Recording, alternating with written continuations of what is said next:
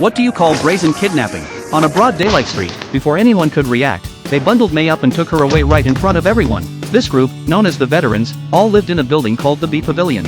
Its founder was this unkempt old man. Legend had it that to build this pavilion, he allowed all sorts of people to live there, from artists to gangsters. The Veterans referred to those who'd lived in the pavilion for a long time. They kidnapped May because she'd been invited by a new resident of the pavilion to perform a show. Xiao Bei and Xiao Shi had also come to watch. Just then, a squirrel hurried over to tell them the stage for the performance had been taken apart by the pavilion's veterans. But when they went upstairs to argue with the veterans, a fierce pink lizard blocked their way.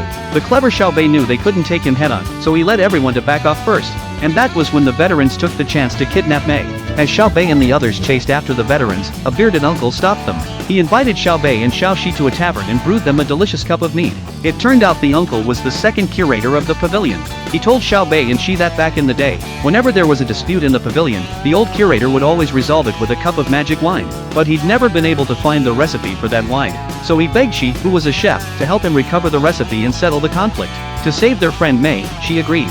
They went to the old curator's secret wine cellar to look for clues, but happened to run into the pink lizard who kidnapped May.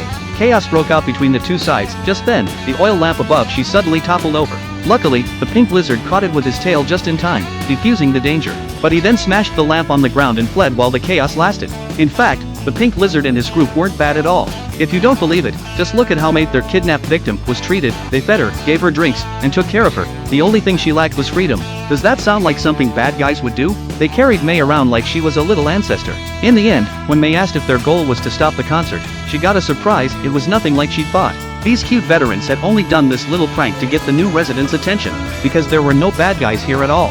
As the old curator once told the bearded uncle, there are no rules in the B Pavilion.